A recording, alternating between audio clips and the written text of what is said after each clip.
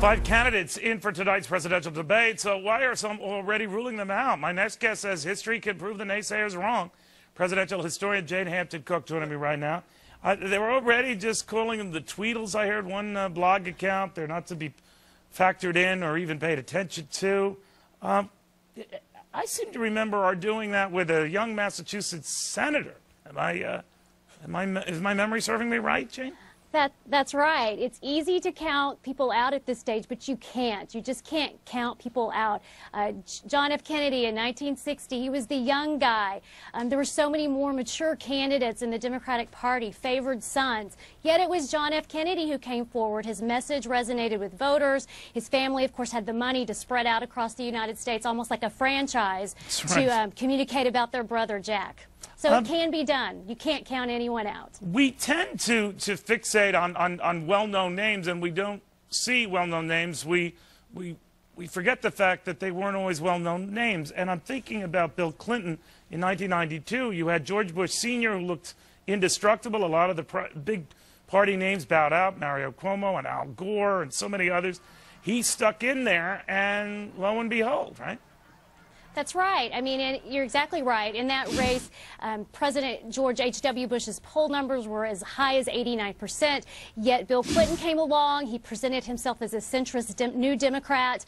He kept fighting. I mean, he lost the New Hampshire primary only to come in and sweep through with South Carolina, earning him the well-deserved nickname, the comeback kid. So you just can't count people out. And I think that's what's so great about our form of government, is that people can come forward and put forward their ideas and mix that debate up and get their message out. And I think that's what's so beautiful about our country. We tend to focus on those who get the money and attention right now, and obviously we live in a much more money-centric kind of a campaign environment now. But certainly that wasn't the case in 1976, when the smart money wasn't on the Democrats nominating a former Georgia governor to take on Gerald Ford, right?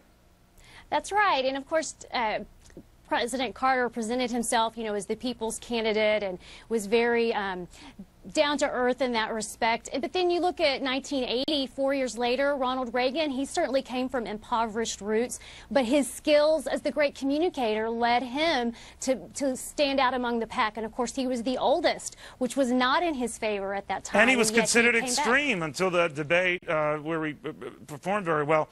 The perception was, even among the Carter folks at the time, we hope ultimately Republicans nominate Ronald Reagan rather than the surging George Bush Sr. guy, because we think we could really take him to town. It was quite the other way around, right?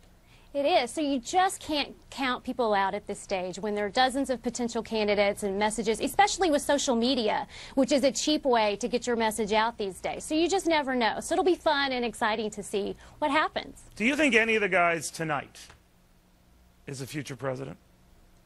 Could be. We just don't know. But I think what tonight will bring is just a little more clarity on the candidates who are there. It may give one or two of them a chance to distinguish themselves, and it'll start that ball rolling to the next debate or the next big event, and it's just galvanize that progression that will lead into the primaries next spring. We shall watch. Jane Hampton Cook, thank you. Thanks for having me, Neil.